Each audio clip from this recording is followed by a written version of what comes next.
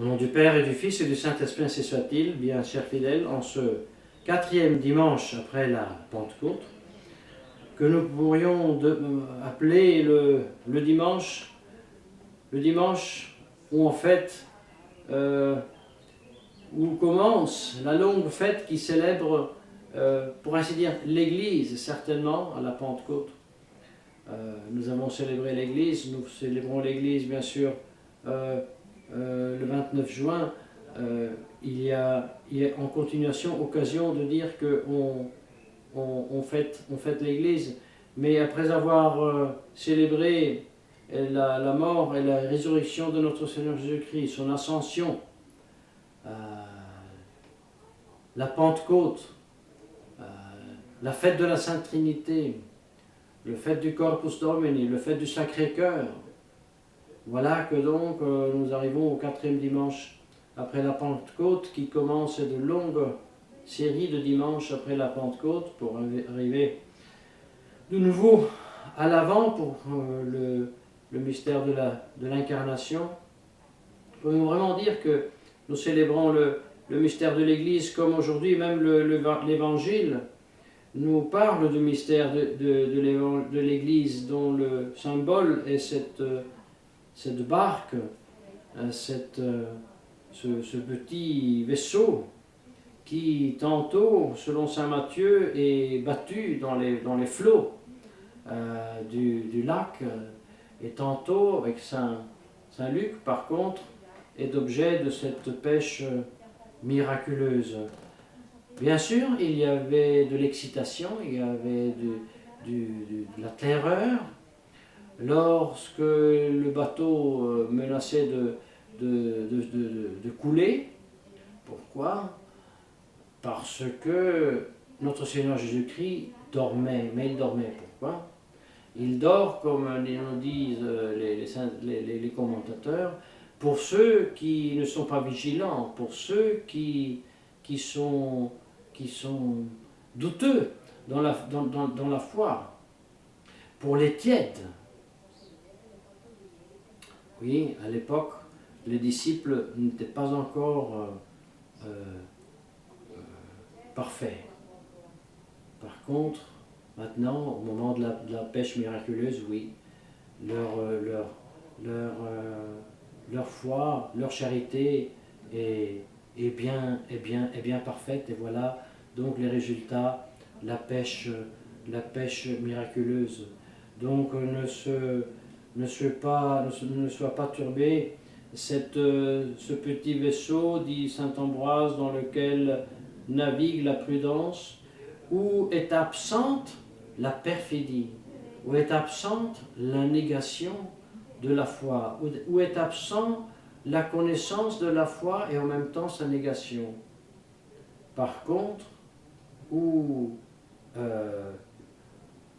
le vent qui pousse ce petit navire, ce petit bateau, est la foi.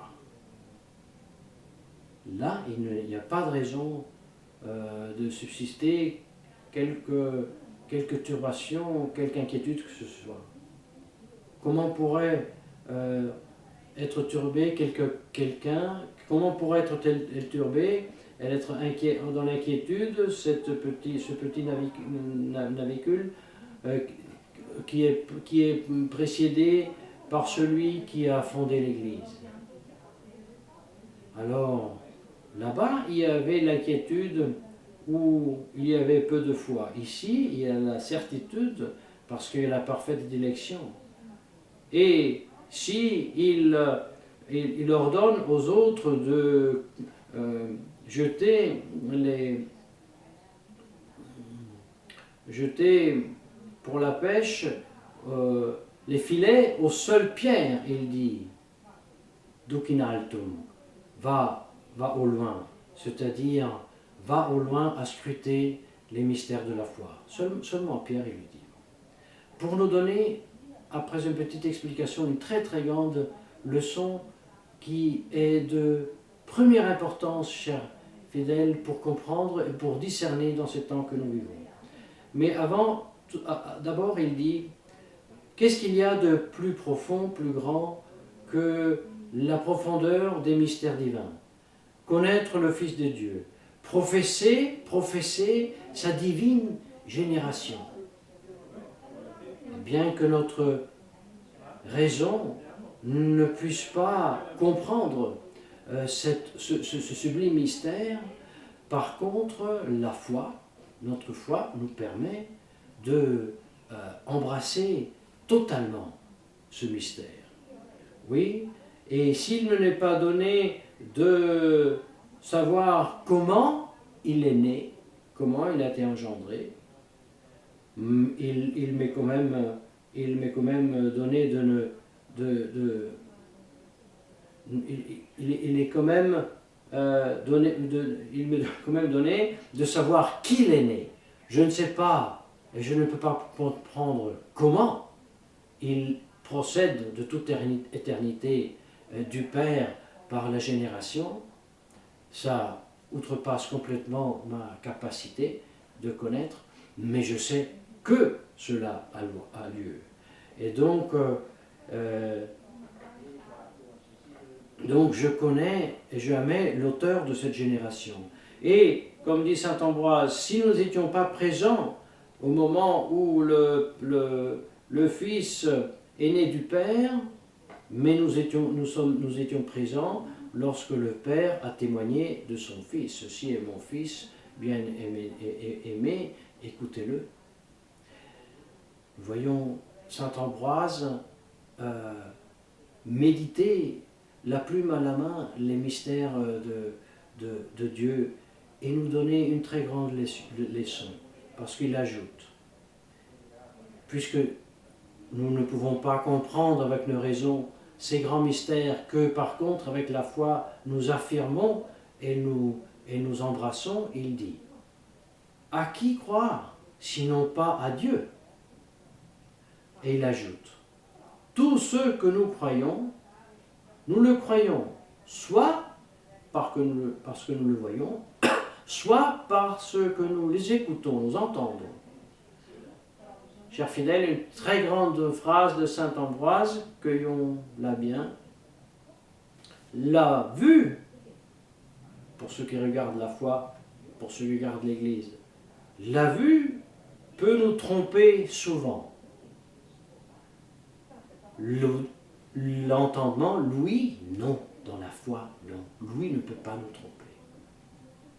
Si je vois Bergoglio vêtu de blanc, sortir, entrer au Vatican, être reçu avec tous les honneurs, en fait, je pourrais dire, c'est le pape.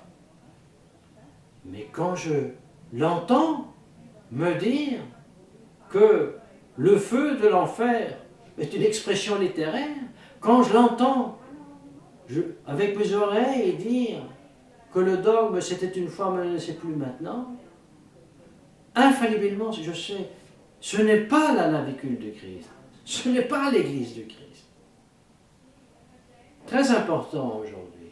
Bien sûr que l'Église est aussi visible et je dois la voir avec mes yeux, mais je dois l'écouter et je dois reconnaître avec mes oreilles la voix du pasteur, la voix révélée, la voix transmise de génération en génération, la foi transmise de génération en génération, la révélation que les apôtres ont résumée et que le credo apostolique nous transmet. Et ils n'étaient pas des